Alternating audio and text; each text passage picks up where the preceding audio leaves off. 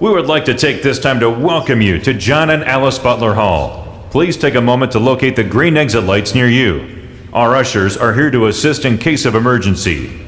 At this time, please silence any electronic devices. The event will start shortly. Distinguished guests, cadets, family, and friends, good afternoon and welcome to the University of Dubuque 2025 Spring Commissioning Ceremony. The University of Dubuque Army ROTC was established in 1980 as part of the University of Wisconsin-Platteville program and was a part of their program up until 1992. Upon the disbandment of the University of Wisconsin-Platteville program in 1992, the University of Dubuque ROTC program was in search of a new host school. In 2001, the University of Dubuque ROTC began operations, becoming the extension program to the University of Northern Iowa and forming what is now the Panther Battalion. The Spartan Company commissioned the first class in 2004 and has commissioned at least one cadet every semester since. The purpose of today's ceremony is to bestow upon 3 young cadets commissioning as second lieutenants in the United States Army. As they accept their commissions, it will extend the number of lieutenants commissioned through the University of Dubuque ROTC program to 164. Ladies and gentlemen, at this time, please rise for the invocation and remain standing for the playing of the national anthem.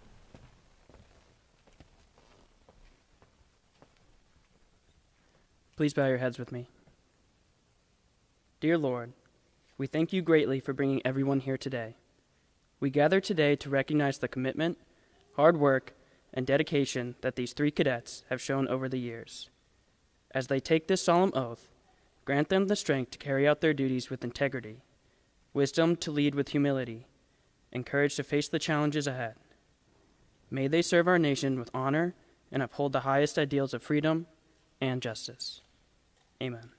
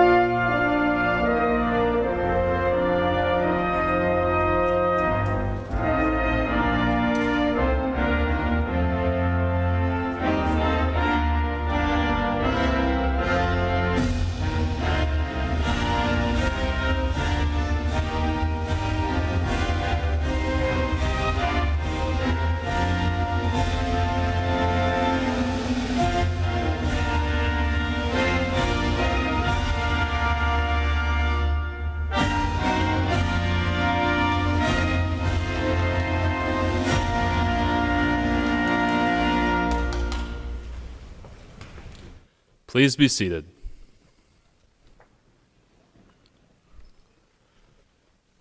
These commissionees are aware there are many influential people in their lives who assisted and helped drive them to success. At this time, the cadets would like to present their families with a small token of appreciation for the support and love they have given them throughout their years.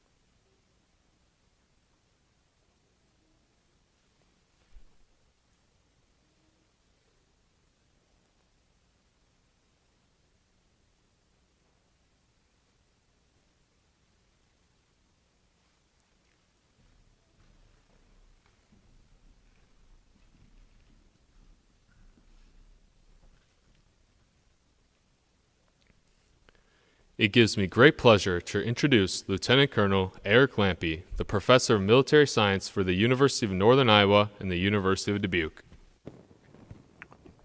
Good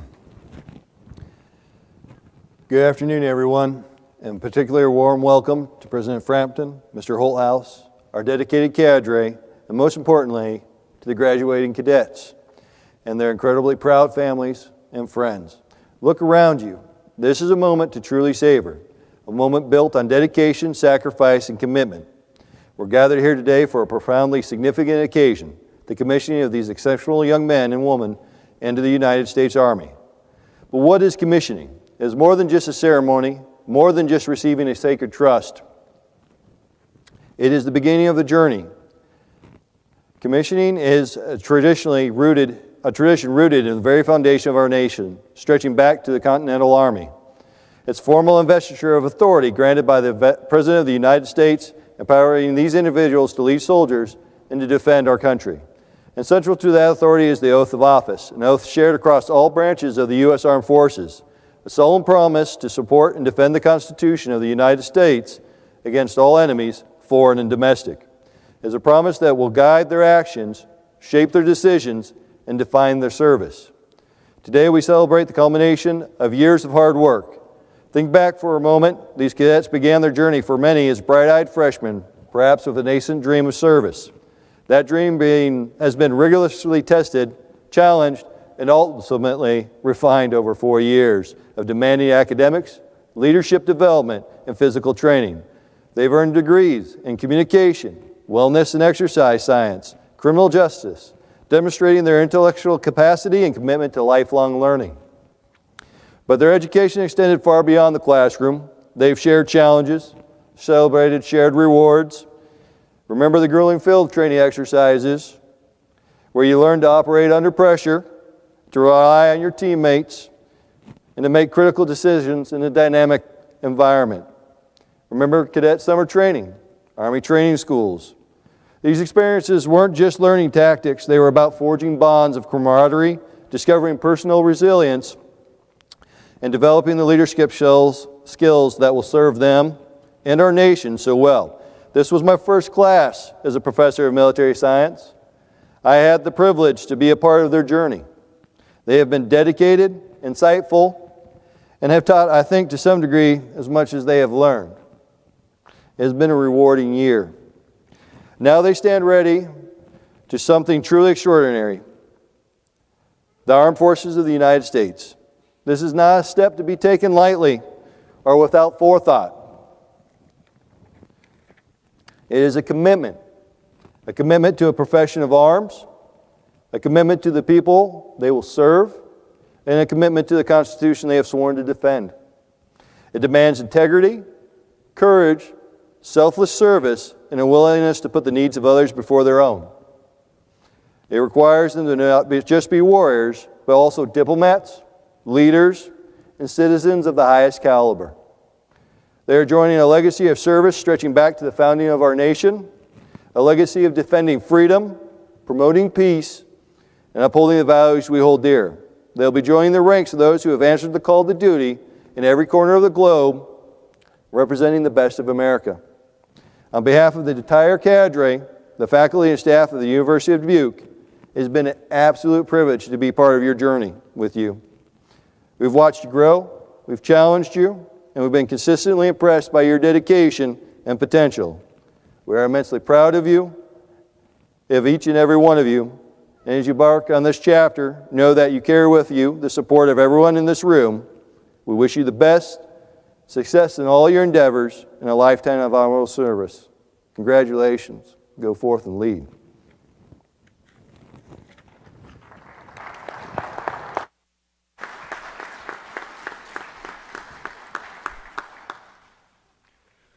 Ladies and gentlemen, I would like to now introduce our guest speaker, Bob Holthouse. Bob Holthouse served with Valor, a Christian ministry to ROTC students for the previous 15 years, visiting every college in the Midwest that had an active ROTC program. Bob was born and raised in a Christian family in Kalamazoo, Michigan. He joined the U.S. Air Force immediately upon graduating from high school, serving 4 years as a vehicle mechanic in Kansas, Guam, and Germany. Using the GI Bill, Bob earned a Bachelor of Business Administration from Western Michigan University. He also completed a one-year program at Florida Bible College. The most important decision Bob ever made happened towards the end of his enlistment, where he surrendered his life to serve in the Christian ministry. He has worked for Youth for Christ, used his business skills with 2 smaller mission organizations, and since 2001, Bob has worked with military people. First, he served with Cadence International in Alaska, and then with Valor. His best job ever was working with ROTC students, and he helped start a Valor movement here at Dubuque 4 years ago. Ladies and gentlemen, please welcome Bob Holthaus.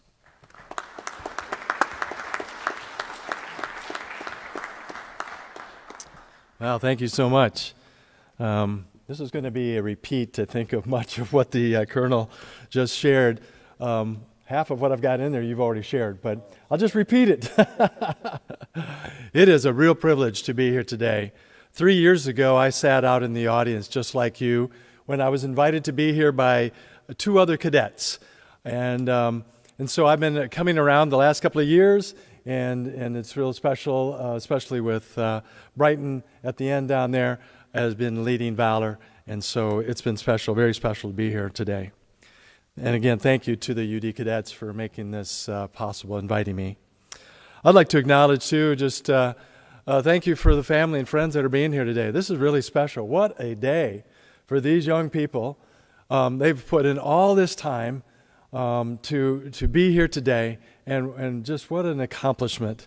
I hope that you are just really proud of these guys like I am, and gal, sorry. I was just wondering if, of the 3 cadets, are any of you the very first college grad in your family? Okay, I was, and so that was special. And then I'd like to ask, are you the first person in your family to be going into the military? Not late either. All right. I would like to recognize in the audience, how many of you are veterans or active Guard Reserve? Would you stand so we could acknowledge your presence?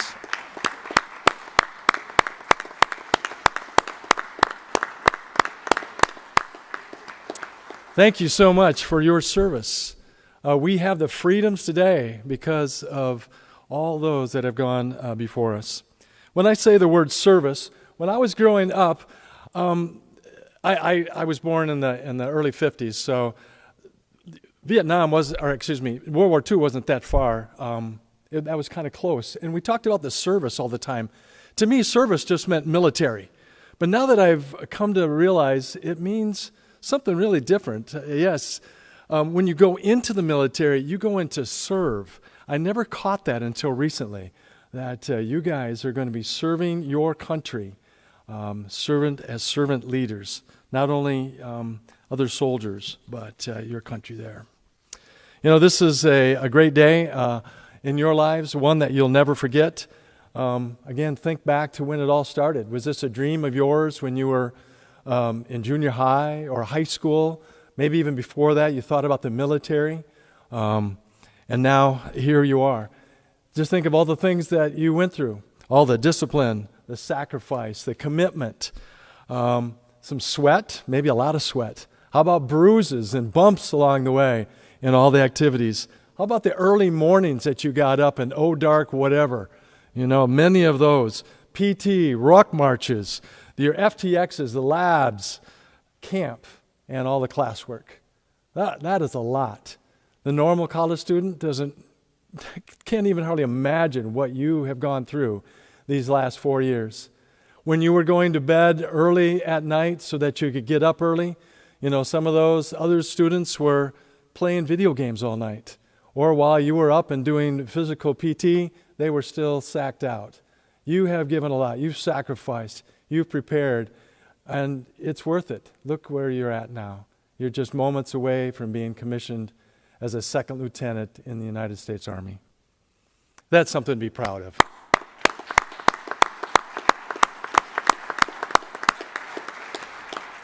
There was some fun stuff along the way too, though. You made new friends.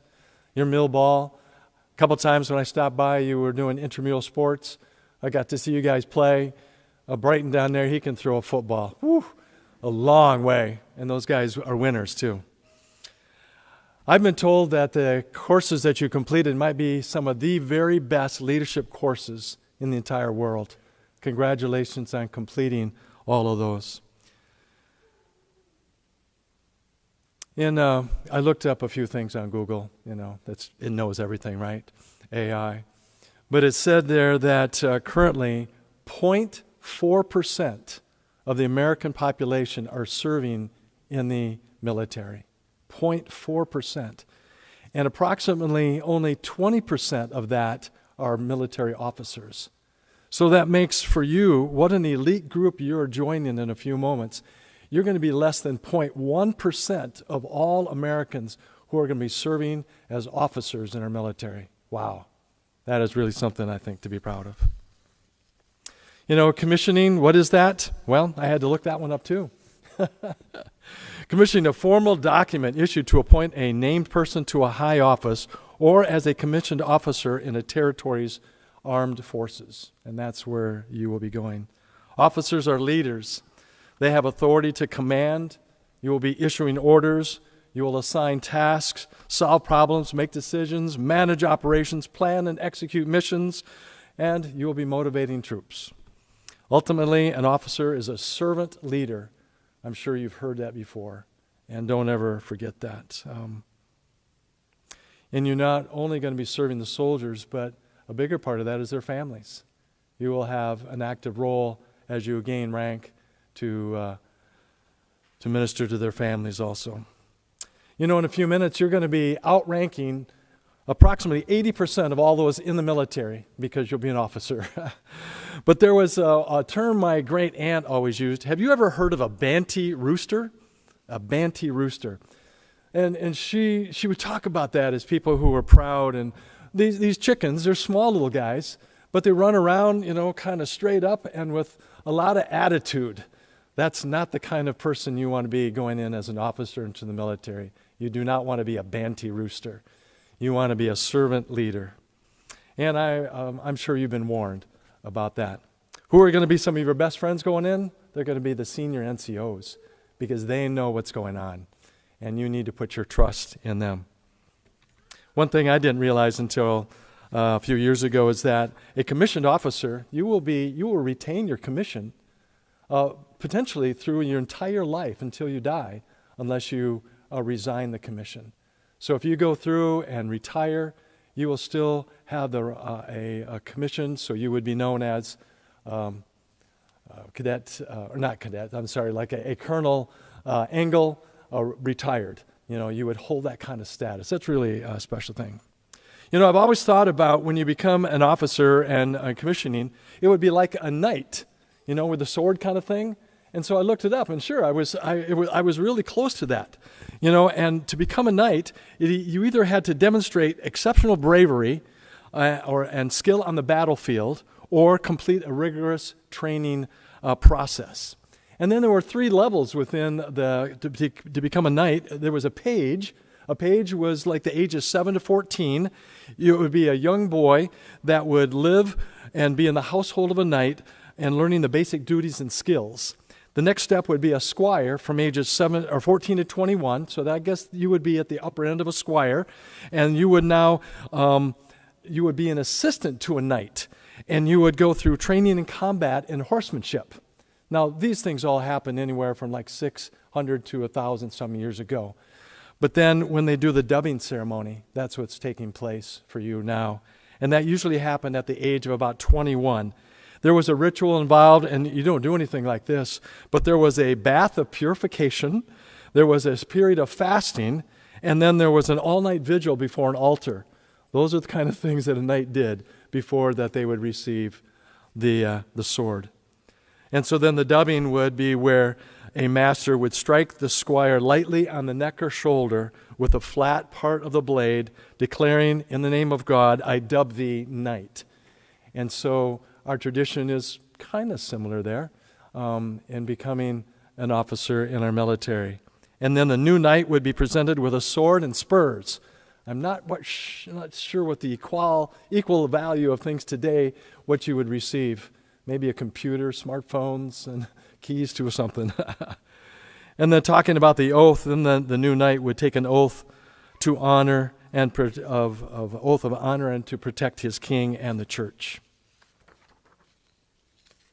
Speaking of oaths, in a few minutes you're going to be raising your right hand to take an oath. This is serious business. It's not something to take lightly. You are making a commitment to serve our nation and to uphold its values. Now, the Army has a core value, and they use a acronym leadership, LDRSHIP. Cadets, can you help me? What does the L stand for? Loyalty. There we go.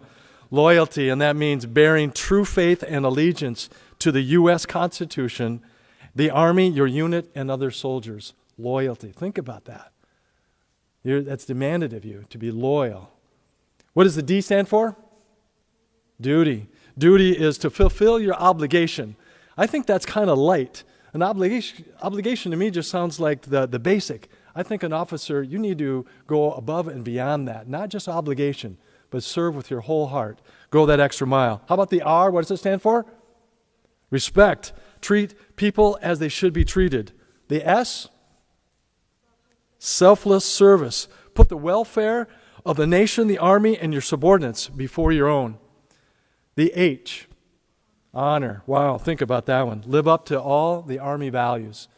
I think about the flag sitting there, and what an honor it will be for you to serve your country and to honor the flag. The I, this is my favorite. Which one?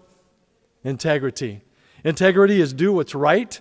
It's doing what's right legally and morally. And let me add, it's also done when no one is looking. Integrity, even when no one is looking at you. And the P stands for personal courage, and that would be facing fear, danger, and adversity. You know, as an officer, you need to live up to these. You need to set the example, lead the way, serve with distinction, go that extra mile. It's not a time now you're done with college to sit back. No. This is serious stuff. There's a passage in the Bible that talks about when I was a child, I acted as a child, but when I grew up and became a man, I put away childish things. That's where you're at.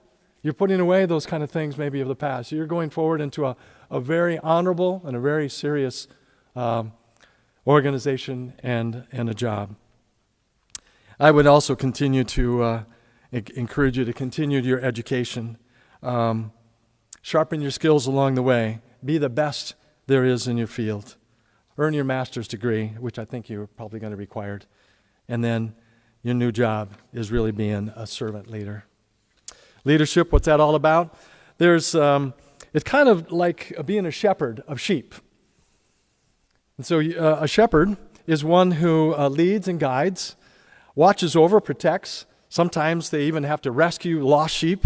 They're to maybe bandage up wounds, and they're making sure that they have food, water, and shelter, and leading the way. Now the sheep, those would be equal to the soldiers out there. Now sheep, probably many of you know, are not they're kind of simple animals. I'm not going to say some other words that might describe them. But sheep need a leader. These sheep have little experience and totally dependent upon the leader. A shepherd would be their guide, and that's what you would be. You're going to be a guide, a leader before sheep who are going to be your soldiers. Let me tell you about one thing I had heard, experience, I'm sorry. I was serving at an Air Force base up in Alaska, and there were 6 single officers that I had seen in various areas around the base. I gathered them together, and being in Christian ministry, I gathered them actually for a Bible study. But what took place is they got together and they just kind of blossomed. They just kind of opened up and they just started just talking with each other, because it can be kind of lonely as a single officer. You can't really fraternize with the enlisted people. You're not supposed to that much. And so what I found out was that they started talking about what's going on in their job, and they kept using the word knucklehead. A knucklehead to describe and these are airmen, this is military, equivalent to the soldier, but all the dumb things that the young enlisted guys were doing. And so that's why they're like the sheep. They need a leader. They need someone to make sure to keep them on right paths. I would encourage you to be a good leader out there and to guide them along the way. They really do need you, not only to navigate the Army life, but in their personal life, and you'll experience that. And some of the way that you might experience that is in having to do some counseling. I've done a little bit of that, but you will have an opportunity to build in soldiers. All of us have a bad day. All of us have made mistakes. We've done maybe foolish things. Maybe you've never been caught, about some of these things. But I would just caution you as a leader going forward and having some authority to not pass a judgment too quickly upon some of these young soldiers that you may be under your command. One thing I'll say before in the midst of counseling, just something wise that was passed on to me, is you never want to counsel someone of the opposite sex in a closed setting. You want to either have someone with you or you want to have the door be open. That's just something that was passed on to me, to be very, very careful that you're never accused of something going on. But let me tell you about a story of a former soldier who had served in Vietnam. He was now in a church setting and leading a Sunday school class to some kids. And he said some bad words. Well, some of those bad words got back to the parents, and rightfully so, it got back to the pastor of the church. And you would think that the guy is going to be booted out immediately for doing something like that in a church setting. Well, the pastor has a little bit more wisdom and realized this man was a Vietnam vet and got him into an office and, what's going on? And the guy just says, hey, these kids don't get it. They don't understand. They don't know what life is all about. They need to know. And so he had used some maybe of that Army language that you shouldn't use. And come to find out, the guy probably had some PTSD, but he really did care about these kids, but just didn't go about it the right way. You could have booted the guy, but that's why I say be careful about a person that's going to be under your command, giving them a chance to understand what's going on and to maybe restore and rebuild their life. I think maybe a good way of counsel is to maybe take a walk and get out of the office, maybe of the sterile setting, and to chat and just to find out what's going on in a person's life. And it's something that you can help there. Getting ready to close up here now. If I had given you my business card, there's two things on the bottom of my business card, and one of them is to live a balanced life. I don't know where this started, but I had learned early on to work in the physical, mental, social, and spiritual dimensions of my life. That kind of just was an automatic thing, I guess, that I've grown up with, to work in every one of these areas. The Army came along in 2006. I think there were some struggles after 9/11 in the early part of all the Army going and the other services in deployments. They came up with a different little set of what they call a comprehensive fitness program: physical, emotional, social, spiritual, and family. I really liked how the Army added family into the mix, because if you remember back in some of those early 2000s, both husband and wife, who were like in the Guard, who had never thought they'd be deployed or go active, were both deployed. A lot of families took a lot of hits back in that time. And so I really enjoyed how the Army added that element. And then in 2020, they changed it up one more time, and now the 5 things were physical, mental, spiritual, nutrition, and sleep. Loved how they added nutrition, not only be physical fit, but put good things into your body. And I think our whole country is moving more in that direction. And then sleep. Well, I think that's kind of an oxymoron for the Army and sleep. But you need to try to get the most sleep that you can and try to do it on a regular, consistent basis if possible. Now, in all of that, there were 2 dimensions that were listed in each one of those, and that was physical and spiritual. Physical, I mean, that's the number one thing you're going to think about Army. You have to be physically fit to go. Spiritual, though, is also a dimension that you need to include, I believe, in your life to live out that balanced life. I heard an Air Force chaplain speak one time, and he had 5 different dimensions that he used. And he said when soldiers, or in this case, airmen, came to him for counseling, they were missing not just one of those dimensions in their life, not 2. Sometimes they were coming to him because they were not working on 3 out of like the 5 dimensions of their life. And being in a vehicle maintenance field, it would be like trying to drive a car with a flat tire. Can a car with a flat tire keep going? It could, but would the ride be very smooth? Some of these people are trying to drive a car with 2 or 3 flat tires. That's why their life is in a mess. And you would have an opportunity to counsel and to help and guide and get them moving in a better direction for life there. Resiliency, the Colonel mentioned the word resiliency. That was a big buzzword that came out back in 2009, 2010. Some of you in the military army might have remembered that one. They even had master resiliency trainers. They had people that came along, correct? So everybody in the unit knew about resiliency. Well, why was resiliency important? Because people were falling apart. I think a lot of that was to all in the early deployments in the early 2000s. Army realized that they needed to work on that. My first time at UNI and part of this whole battalion was back in 2010. I visited and that was my first year in Valor. The lieutenant colonel back then was Lieutenant Colonel John Roadcap. He kind of got in my face and says, "What do you got on resiliency?" And I'm like, whoa, I don't know if I'd ever heard that word before. And I surely did not even know how to spell it. But I came to understand that is a very important word in life. You are going to go through life, and you're going to take hits. Things are going to come along your way that will really knock you down. Possibly a death of a loved one. Could be cancer. It could be some kind of an accident. It could be a failure. Different kinds of things are going to come your way. Are you going to be able to continue leading? And as an officer, as a servant leader, you need to be well equipped, ready to go, even when hits come your way. That's why I encourage you to live out a balanced life. Work in each of those areas and to pass it on to those that are under your command. How many are familiar with Black Hawk Down? You might have heard the name in there. If you've watched it enough, there was a name, Struker. Go back in. Several times you will hear the name Struker. Jeff Struker was a sergeant, a ranger. He was in charge of the convoy to go into the city to grab the bad guys after the rangers who fast roped in, grab them and bring them out. Well, as you know, things went down and went wrong.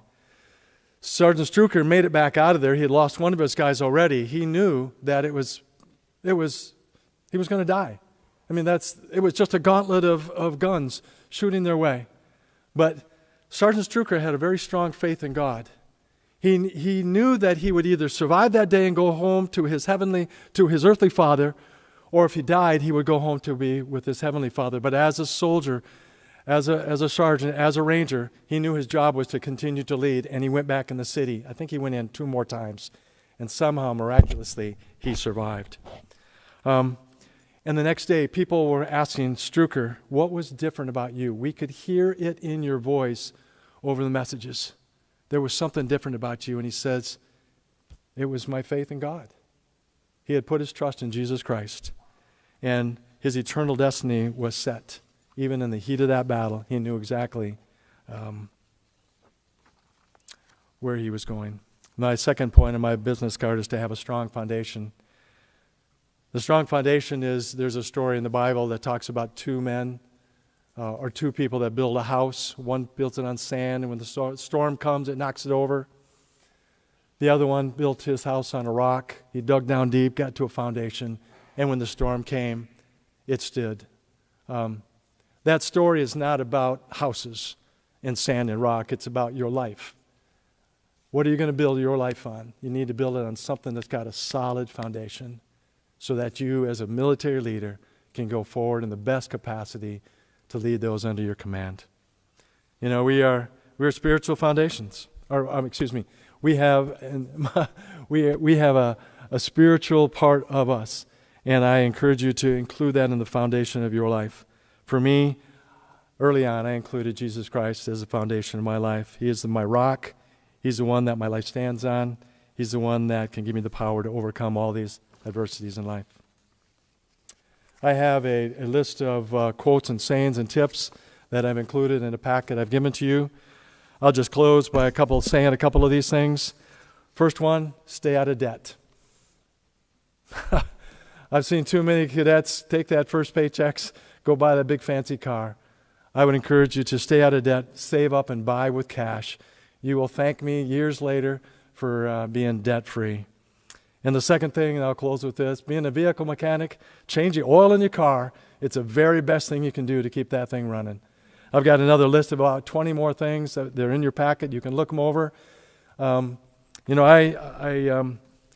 What does I say? I grew up in I was born in the 50s. I grew up in the 60s. I went to the Air Force and college in the 70s. I served in some youth ministry in the 80s. I was in Alaska in the 90s and 2000s. And then since then, I've been working with military people. The best job I ever had was working with ROTC students and going across this whole upper Midwest. And so proud of you guys, what you've accomplished. God bless you as you go forward. Thank you again for that invitation. Let's hear it for these guys.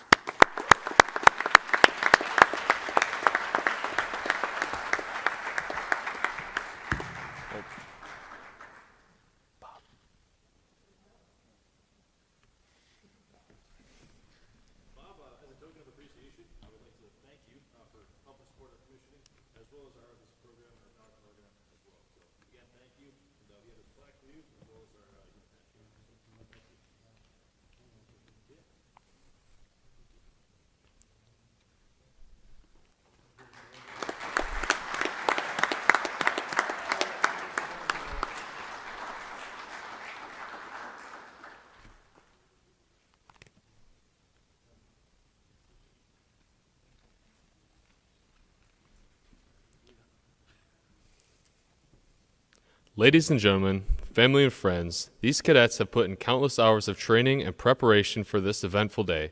Please feel free to take pictures as you wish as we indoctrinate these commissionees in the Army. Cadets, please rise and come forward to take your oath of office.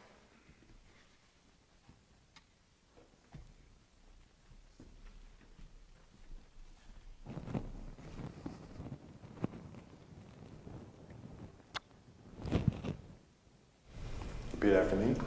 I state. Isaac Lee Arbello. Having been appointed as second lieutenant. In the United States Army. Do solemnly swear. That I will support and defend the Constitution of the United States. Against all enemies. Foreign and domestic. And that I will bear true faith and allegiance to the same. That I take this obligation freely. Without any mental reservation. Or purpose of evasion. And that I will well and faithfully discharge the duties of the office upon which I am about to enter. So help me God. Congratulations, second lieutenants.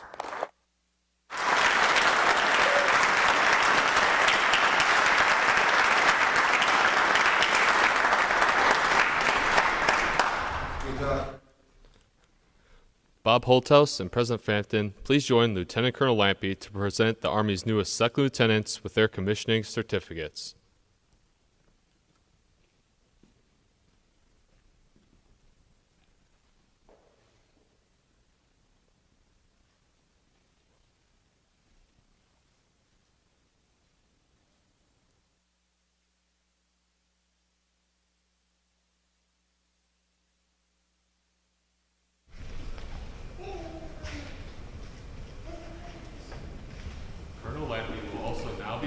The Distinguished Military Graduate Certificate to Cadet Armstead.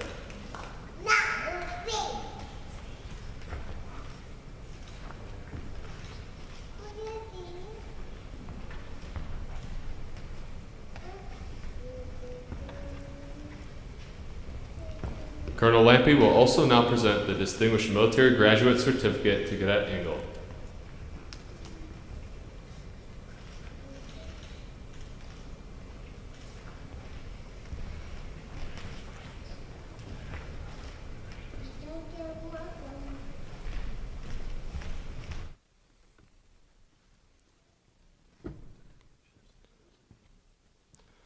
I would now like to introduce the members of the Spring 2025 commissioning class in conjunction with the traditional pinning of the bars. Following the pinning, the new second lieutenants will exit through the traditional Arch of Sabers. After passing through the arch, they will receive their first hand salute from a non-commissioned officer or enlisted service member who has made a significant impact on them during ROTC training. As is tradition, they will then present them with a silver dollar. I would like to invite the individuals who are pinning on the rank of Second Lieutenant Arvalo to the stage. Isaac Arvalo is from Fenimore, Wisconsin, majoring in communications with a minor in military science. He's branching military police active duty. Pinning on his ranks is his father Dave, his mother Amanda, and his wife Alejandra. Giving Lieutenant Arvalo his first salute is Sergeant First Class Jonathan Richardson.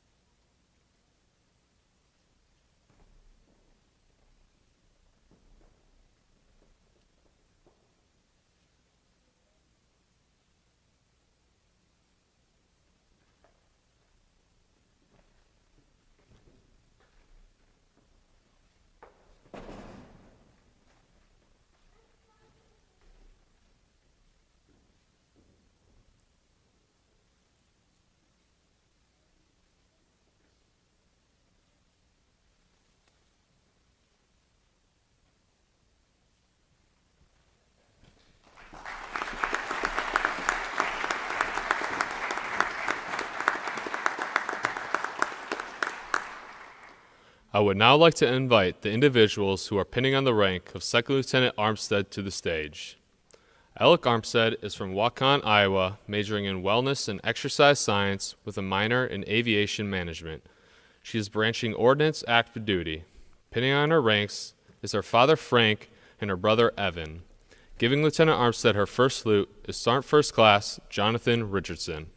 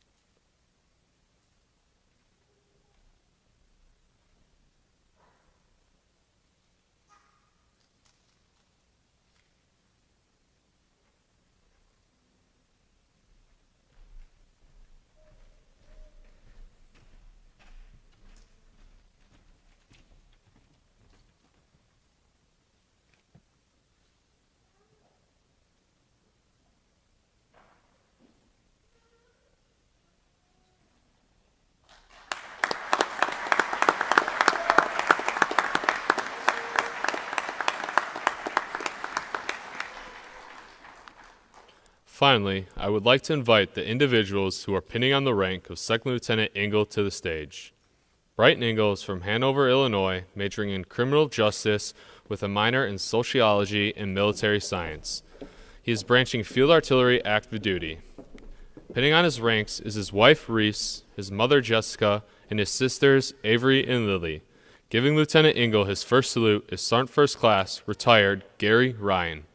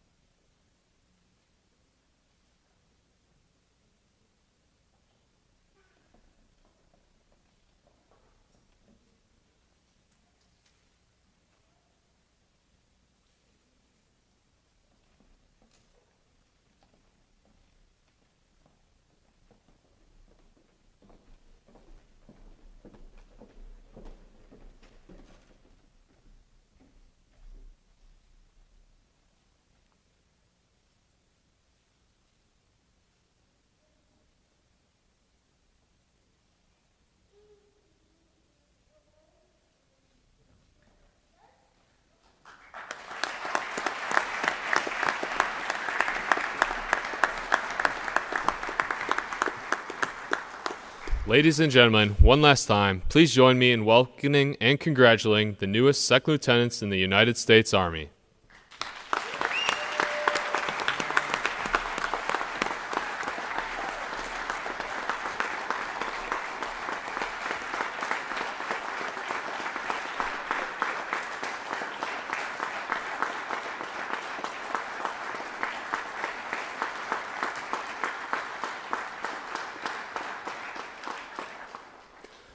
Would you all please remain standing for the benediction and the playing of the Army song.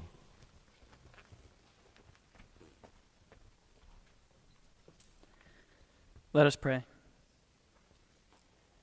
As these newly commissioned officers begin their journey, we ask you to serve as their guiding hand. Go before them to prepare the way, stand beside them in times of trial, and walk behind them to guard their path. As God's word says in Joshua 1:9, be strong and courageous. Do not be afraid. Do not be discouraged. For the Lord your God will be with you wherever you go. Amen.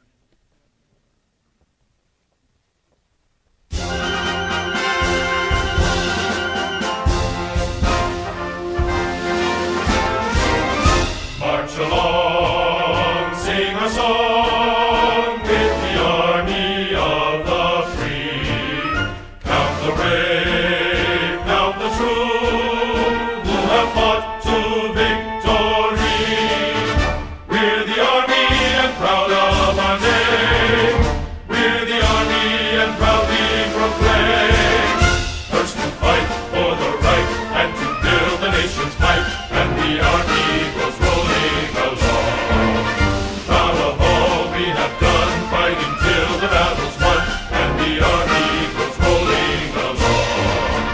And it's high, high, hey, the army's on its way. Count off and cages loud and strong. For wherever we go, you will always know that the army goes rolling along. On behalf of the University of Northern Iowa and the University of Dubuque ROTC program, thank you all for your continued support and commitment in making this moment possible for these young men and women. This concludes today's ceremony. Please feel free to make your way out to the lobby to take as many pictures as you need. Thank you.